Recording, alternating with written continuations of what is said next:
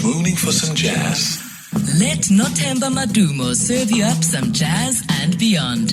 On 702 and CapeTalk. It is Jazz and Beyond on 702 and CapeTalk with me, Nothemba. You come here for the jazz, you stay for a good time, and a lot of the time, it's our conversations that become such a great time because of the caliber of guests I get, and also some of the insightful and very intense conversations that we get to indulge in here on Jazz and Beyond. So today, our guest feature is a South African bassist, composer, a producer. He's a band leader, an author, and an educator.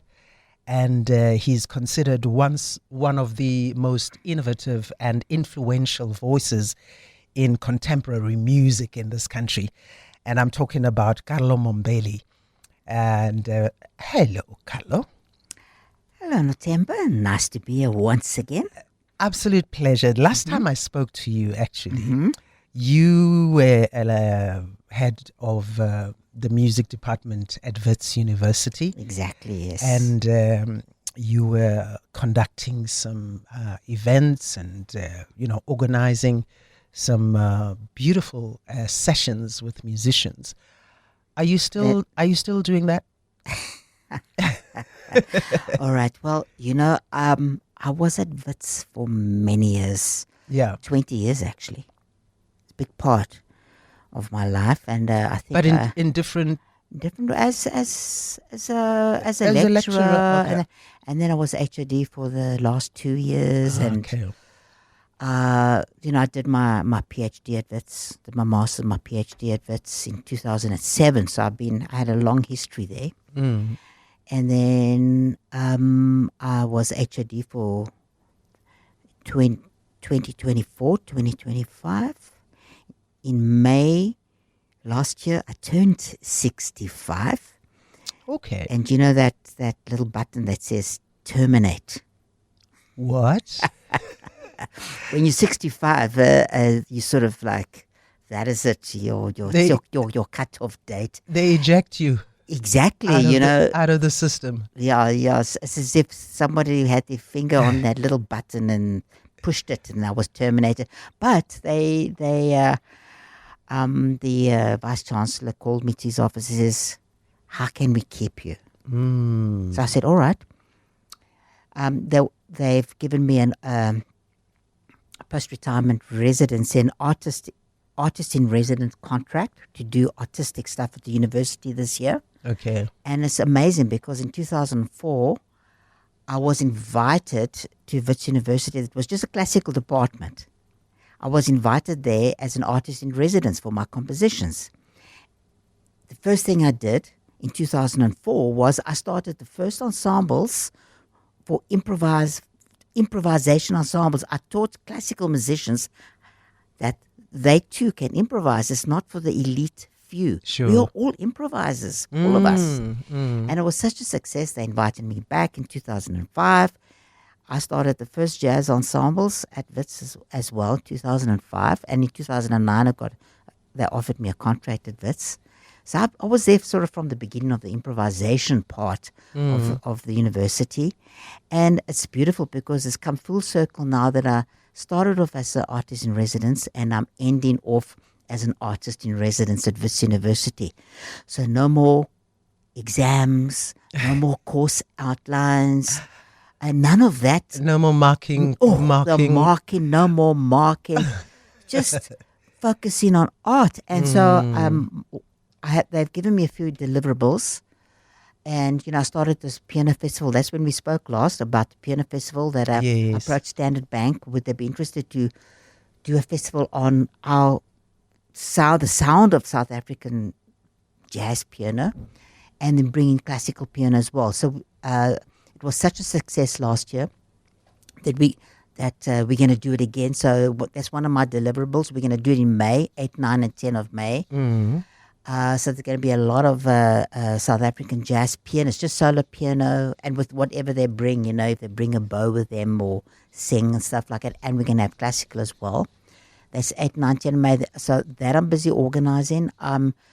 I have to do a lab of learning jam session every Tuesday night. I started that at Wits while I was there and was such a success. What does that entail? The lab of learning. The lab of learning jam session. Okay, well, you know what a jam session is? I've been to New York and I've seen the jam sessions, and I know that it's a scary thing, and it's actually a good thing. If you're at a right level, you can get up on stage and you can play. If you're not happening, they kick you off the stage. Well, I'm glad that happens, the kicking off on stage. It's nice to create a high standard, but I wanted to start something a little bit differently. Where I wanted to start a jam session where it's genre-less. No genre. Okay. If you're a jazz musician, if you arrive with your ukulele and you want to play, you're a classical musician, you're an opera singer. So, and any level, any standard, and no judging, and I curate it. In other words, I'm going to be playing, I will play for maybe the first 20 minutes. I'm going to play with some students. Sometimes I'll have some guests playing with me. I'll play my music. People can come and sit there. It's going to take place in the Wits Theatre foyer every Tuesday night from between 6 and 8. So there's a bar there. We've got acoustic piano there. It's a proper setup. Then people come, students, professionals. It's not just open to Wits students. It's open to other universities. It's open to the public, and anybody can come. Professional musicians too. Have you started that as well? The first one is happening next week. It's actually starting in February now. February, starting in February, and it will go every Tuesday. Okay. Then what happens is people write their names down in a book. Style of music that they play. Sorry, I'm a lady. I've got to keep my lips moist. Absolutely, yeah.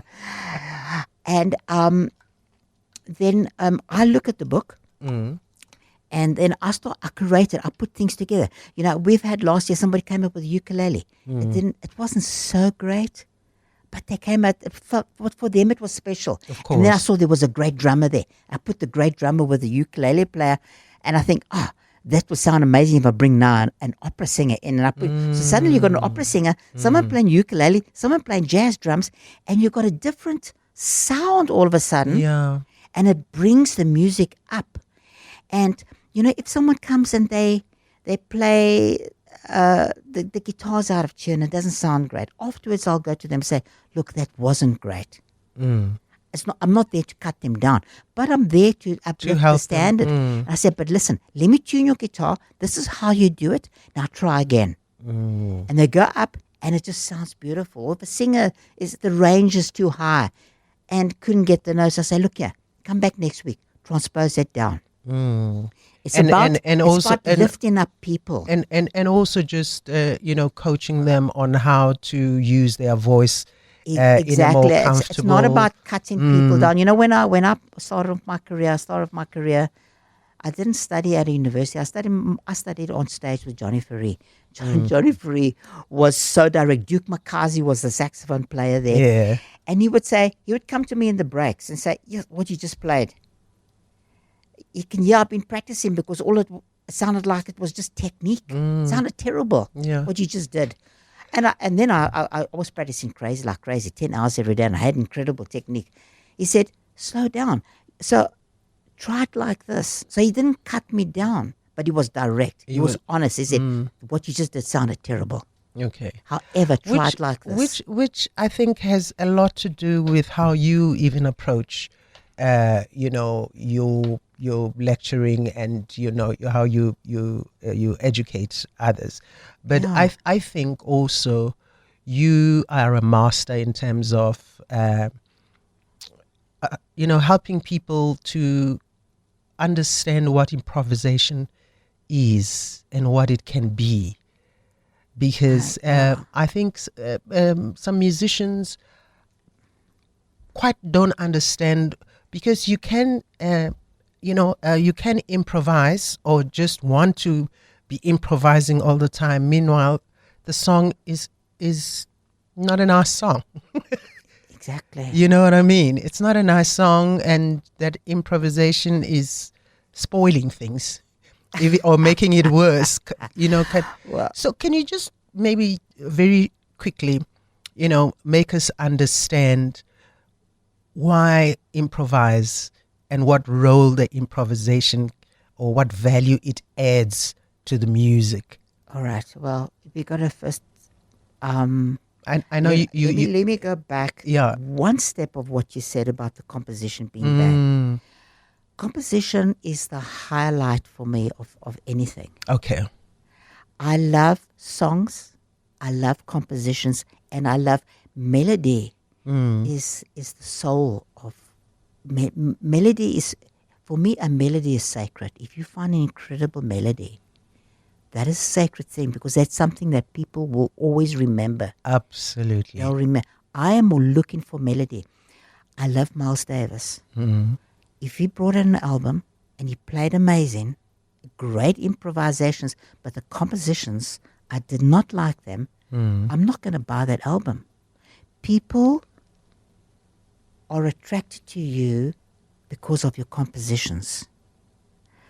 I've always felt that I don't need to be soloing and improvising on every gig. I'm playing my music, I'm playing the compositions. Yeah. But I've all through my career, I've attracted good players into my projects because of the compositions.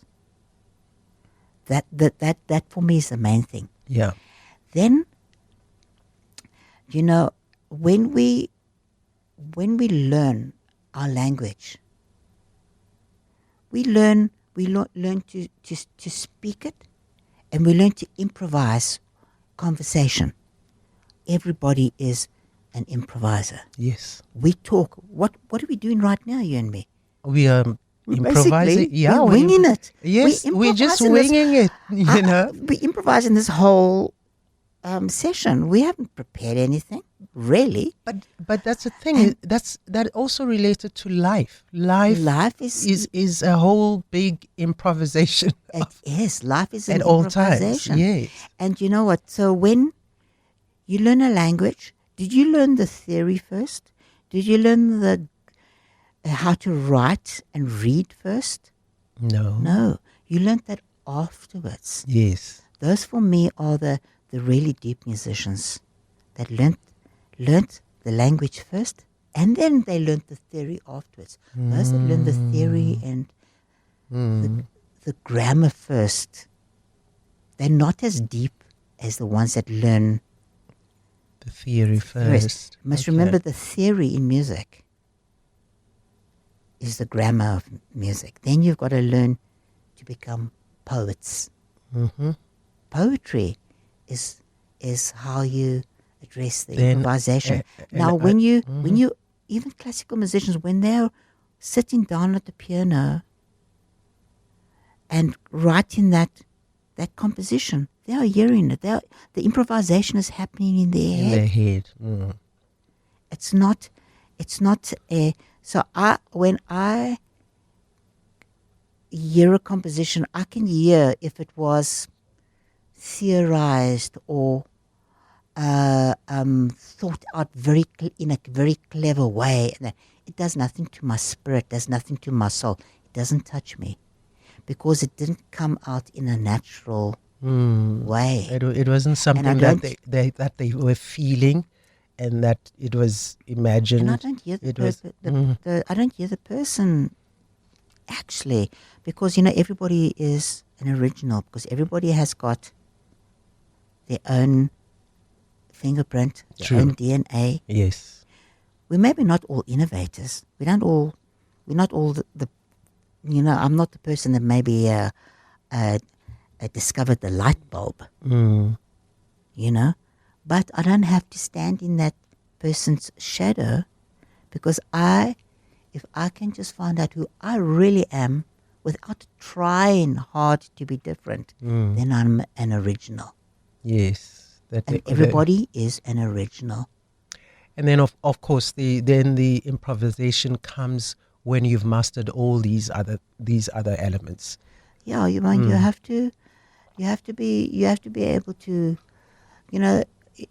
with the grammar, for example, when you make poetry, when you just speak it just comes out. But you have already learned. You've got all the words in the subconscious. That's your computer is the subconscious. You put all the grammar in there. I don't just start making a poem or lyrics and I say, and you look at that beautiful sun. It went splash and splash and then it went I don't just make up stuff. Do you understand? Yeah. I'm drawing. My spirit draws from the stuff that's in my subconscious. Yeah. And you only use stuff in the subconscious that's natural to you. And the way you make it natural is through repetition over and over. Then until it becomes part of you. And when I read a lot and I find out the meanings of beautiful words and those words become natural to me, then I start speaking with those words. But if I try to be clever in my speech and I try to use some words that sound fancy, I'm going to use them in the wrong context. And it's not going to sound right. And because you heard somebody else use them and you thought, I'll use that too. And you know what? I never try to be fancy. I always try to be me. And even at the university I learned, sometimes I'm sitting in this room with all these heavy academics, with all these professors. And you know how I signed off my emails at Wits University? As? Never as Professor this or whatever, as Carlo Mombelli. Not and never as regards. I always ended off my emails as peace and love, Carlo Mombelli. Yeah. And that's who you are. That's who I am. That's who you are. Try to be me. You know what? I mean, with all that you've just, been explaining right now, and all that is clearly shown that it's rooted in the years of experience, of the work, of the learnings that you've done. And I'm just looking at a lot of the projects you've done in the your early works of back in the 1980s. Going into collaborations and exploring, a lot, and also just the development of various ensembles that you've created as well in the 2000s. And right now, you've got this upcoming project called The World is Dancing on the Edge of a Cliff. Now that sounds like a big, sign that is warning us. What is it about this project that you think we should be aware of? And I mean, earlier on, you also mentioned the fact that, you always want to work with special musicians because of the compositions. So I'm quite curious to hear about this project. This latest project, which you're doing with some of the incredible musicians we have in this country. Okay, so, in South Africa, I finished, I looked at the different chapters in my life, where I started, then this happened, then I did this, and the different chapters that shaped me as a person, and in my art and in me, basically sharing things that I have with people, and I came across it that I am now with the retirement of the university. Okay, I'm 65, right? Yeah. But never forget that Pablo Picasso painted till the age of 91. Yeah.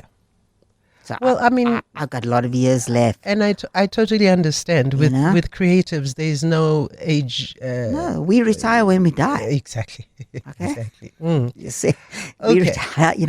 So now, I looked at the chapters and I saw that I'm actually at chapter number 7. So then, for now, I just called this project that I've got in South Africa called Mombelli's Chapter Number 7. So it started off.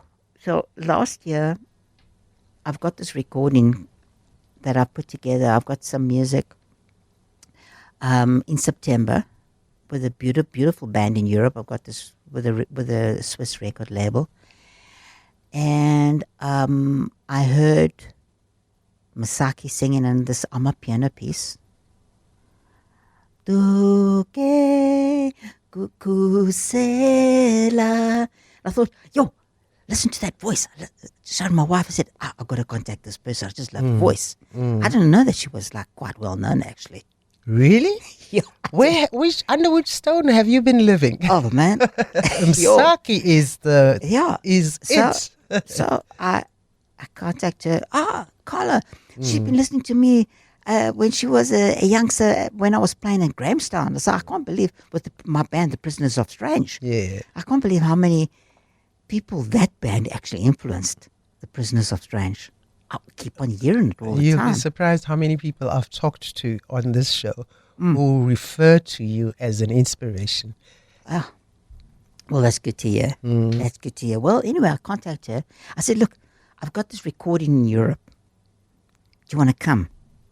And I'd love to use you with your voice on this recording. So I've got this recording now. Now, in May, after the Piano Festival, being HOD at the university, there's a lot. I don't even want, I'm going to a new era. I'm de-stressing now. You sleep very little, a lot of stress.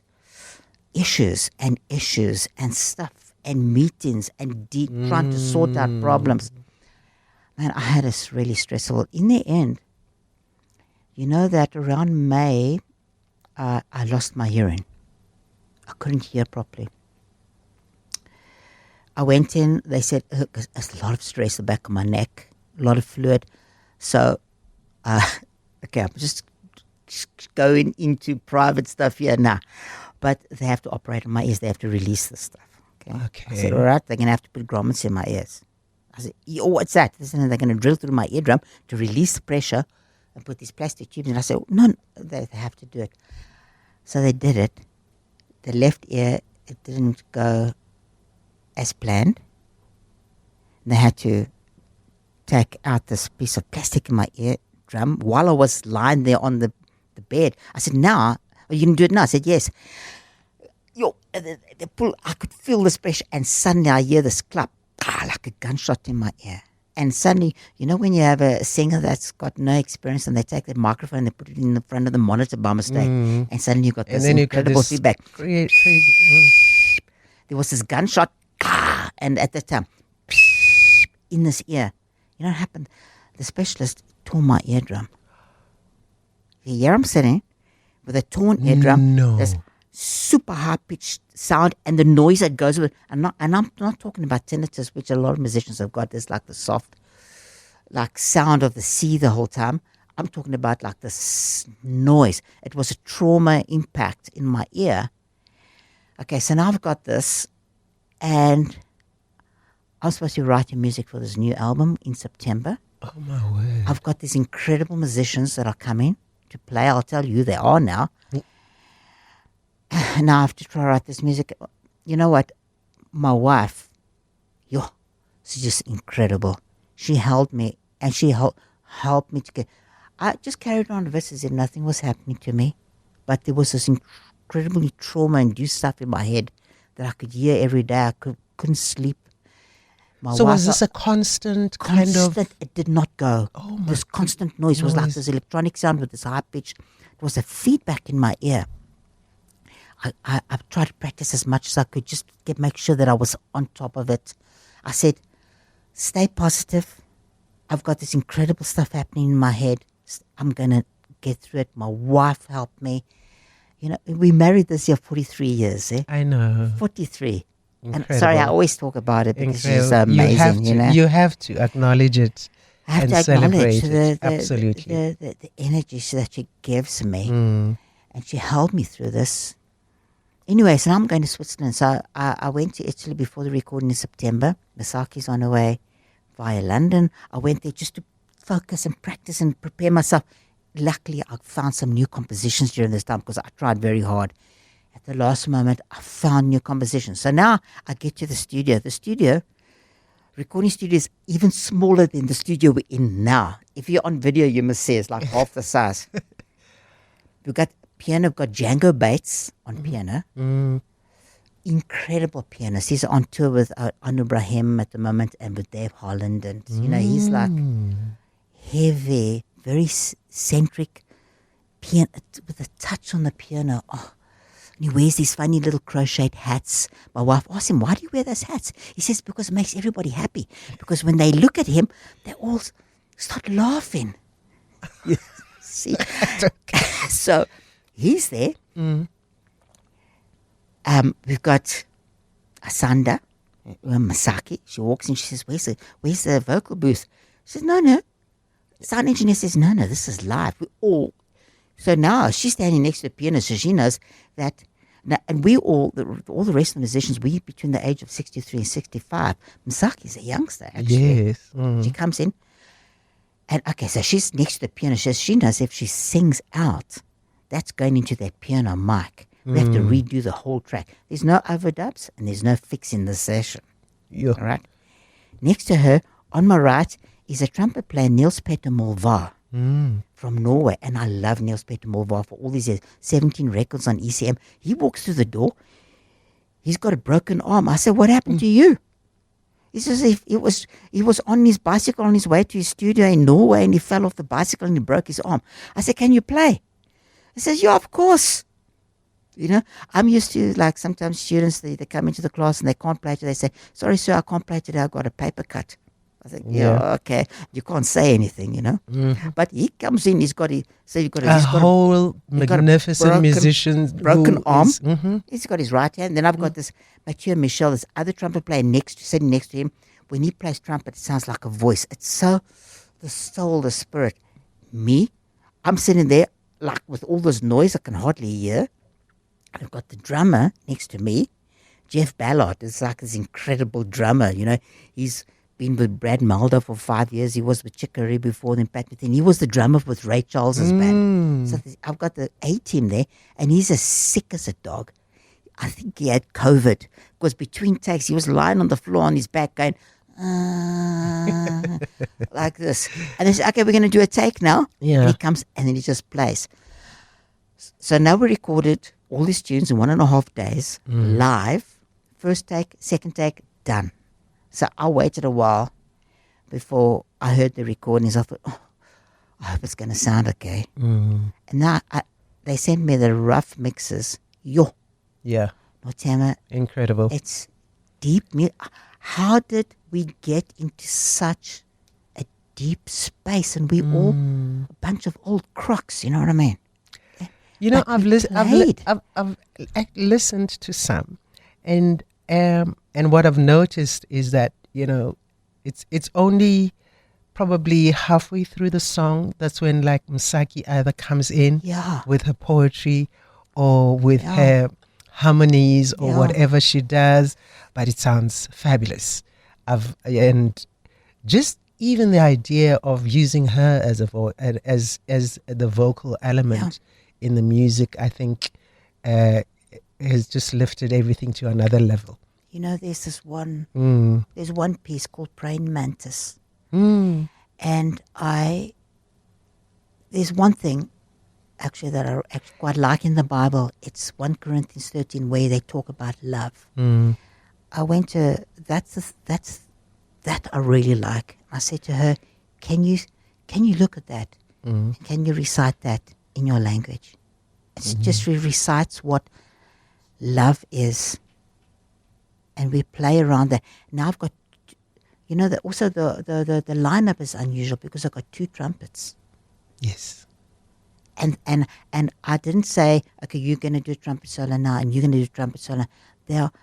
I let them just play free and create this wall of sound and create counterpoint. So the one trumpet, Niels Peter Molvar plays and the Mathieu plays a counterpoint lines and the Masaki is singing these counterpoints in between. All of this. Even with that Praying Mantis, even if you didn't know the title, there's a silence and everything is like where it should be in terms of how this sound, it's like you're hearing a praying mantis find its way there's nothing loud or nothing. Everything is soft and quiet at where it should be, kind of thing. Yeah, and that there's that one tune, I Close My Eyes. Now, I've done it before with Prisons of Strange, with Sia Makazeni singing it. When she Yes. sings it, it's amazing. I thought, but it's such a deep piece of music, and I wanted to bring because I want this album is about. I mean, the planet's not in a good space at the moment. There's this. Let's talk about that. Do you understand? Because that's why you even titled it it "The World Is Dancing on the Edge of a Cliff." So my one piece was dancing on the edge of a cliff. Then I said, no, let me expand that. The world is dancing on the edge of a cliff. And then I wanted this piece of music to basically be a prayer for us, where we are, something that have respect for people, have respect for no matter who you are. We are all people. We all have a voice. The stuff that's happening, in Africa, in the Middle East, and the West, and the West, and that there's a bunch of crazies with all the power that are running the show and forgetting about the people, the souls of the people, and with the disrespect. So I wanted this to be come out as a prayer, actually. You're going to have a launch this with the performance. I wanted to produce this music in South Africa too.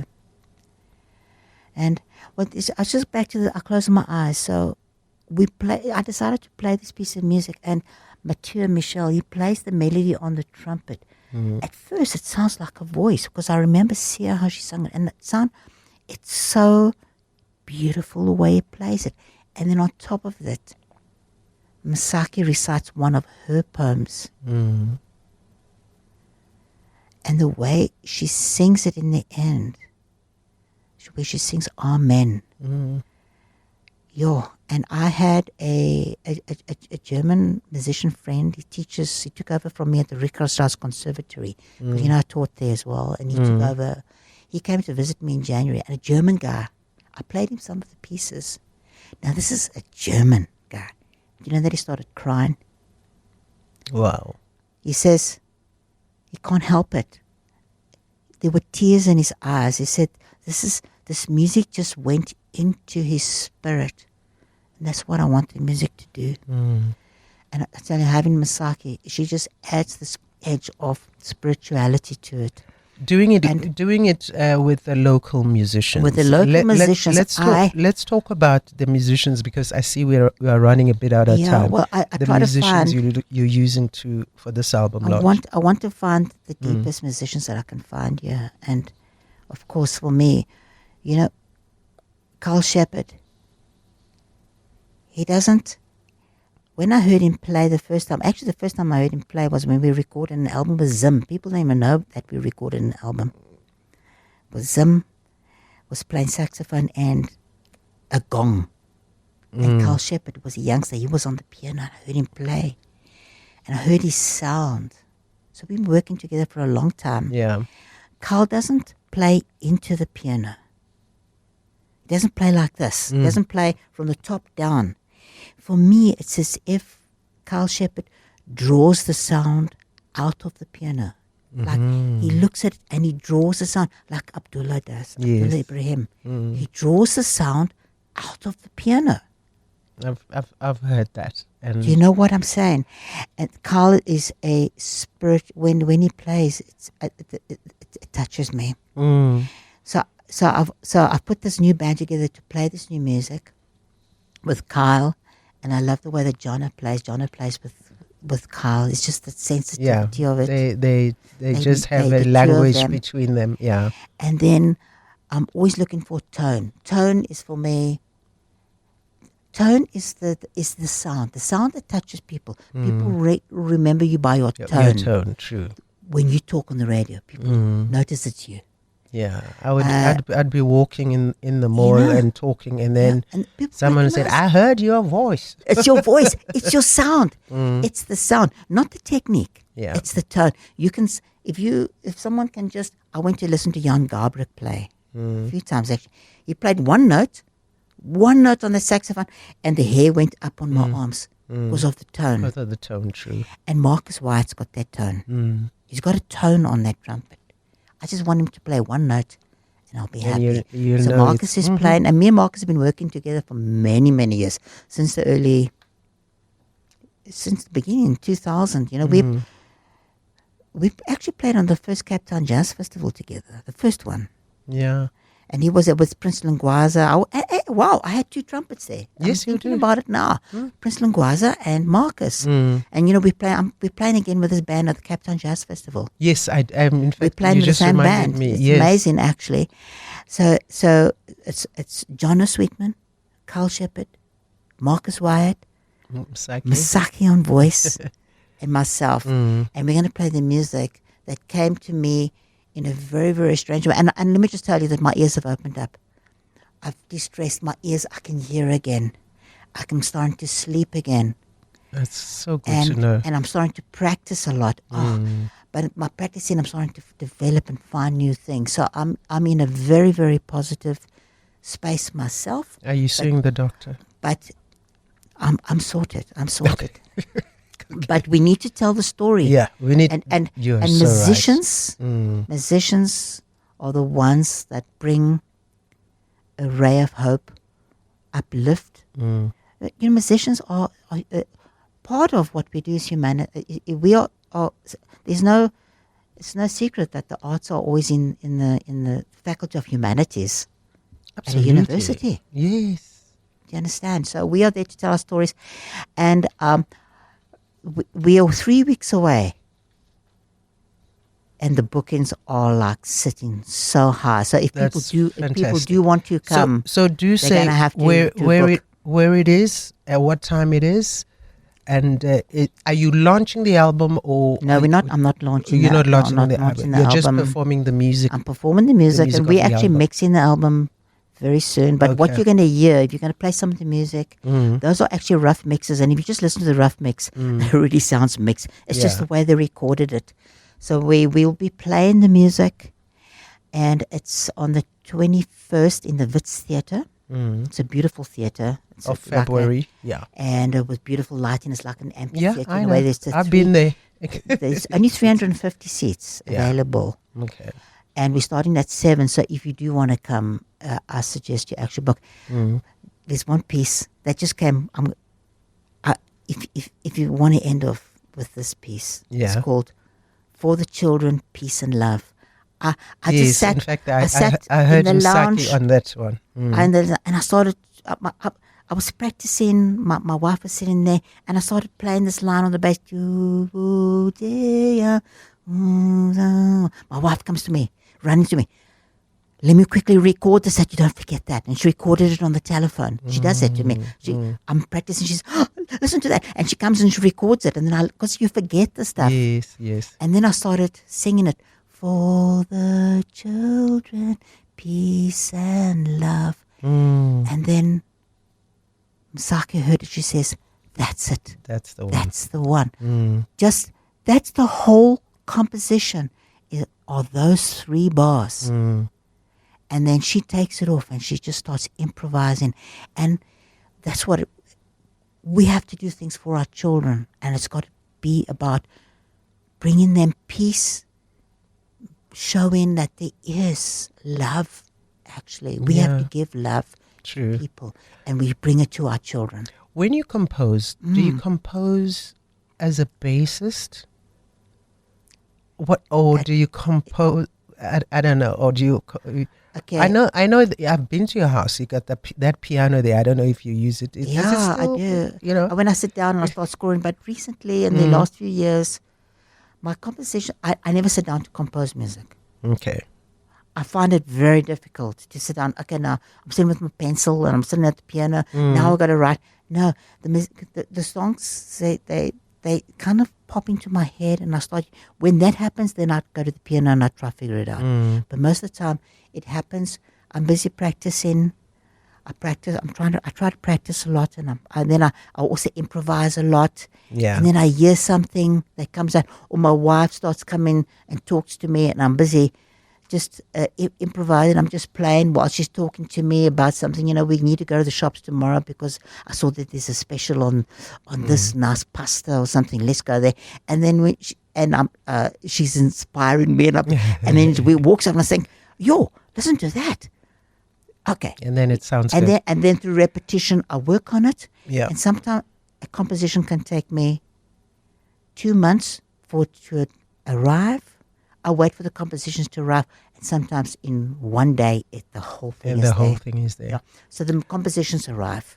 Tell me, I think also as an educator and a composer and a producer as well, I think your insight is very important for musicians who are young and upcoming.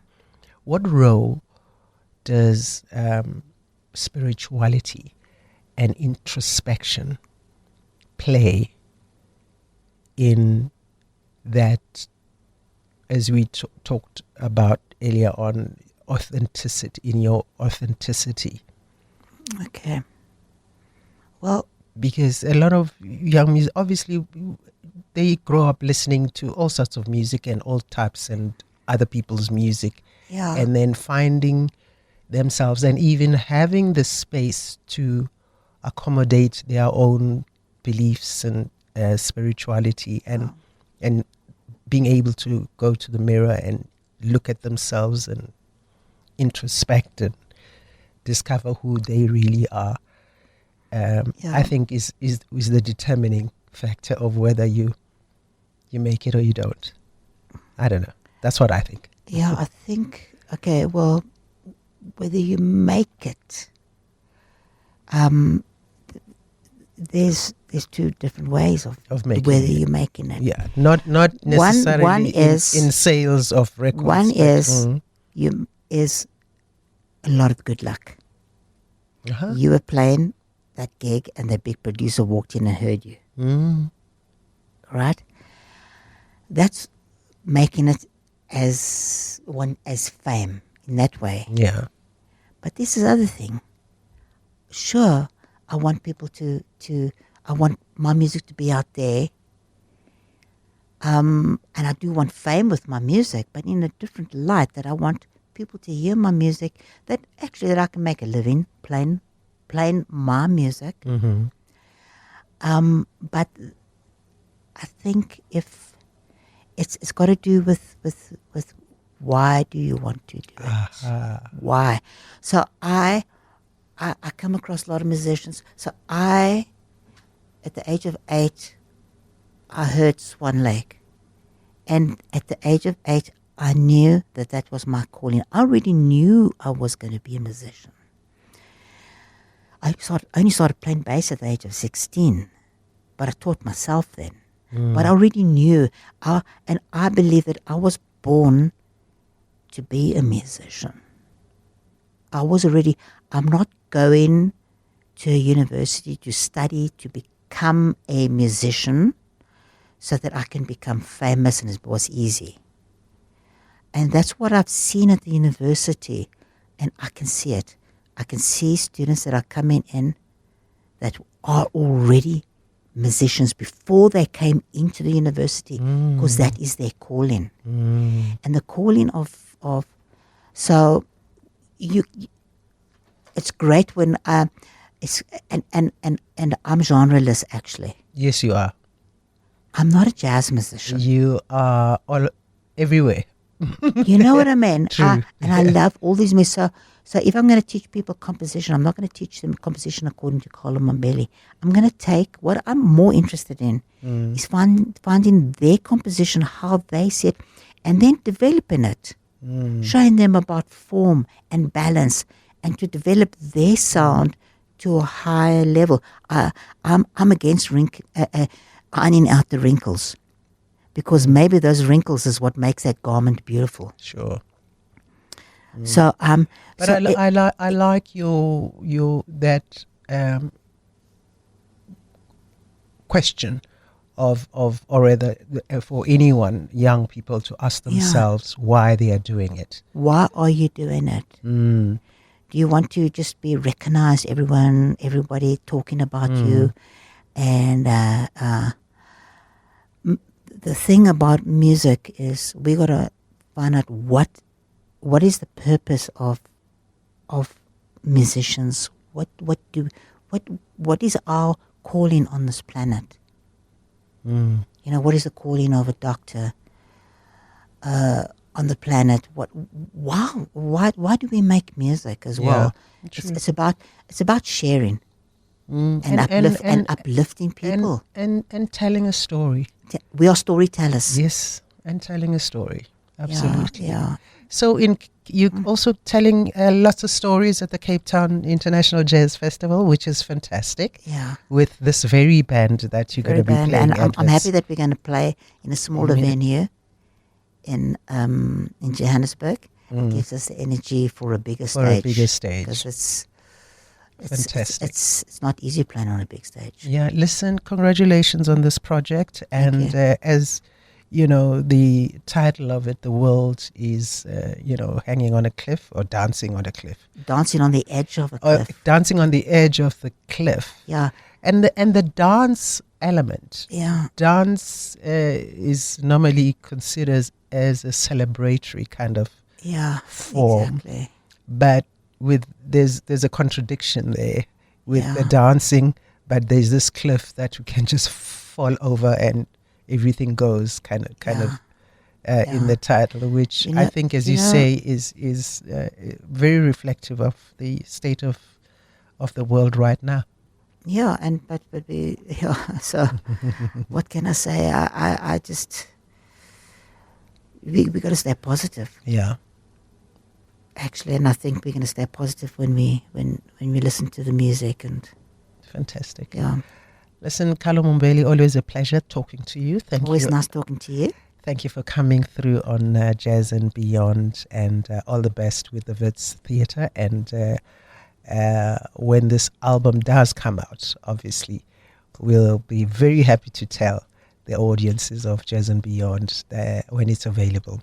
But they have to go and see the music being performed at Wits, as well as the Cape Town International Jazz Festival. Yeah. Yeah, it's always nicer to see something live. Yes. And hear the musicians telling the stories. And I always try to tell the story. I'm always searching for new ways of telling the story. You know? Absolutely. And you've told them over the years. Yeah. Carlo, thank you so much. It's so nice to be here. Always a pleasure. Bye-bye, everyone. Come for the jazz and stay for the good times. On Jazz and Beyond with Nothemba Madumo. On 702 and CapeTalk.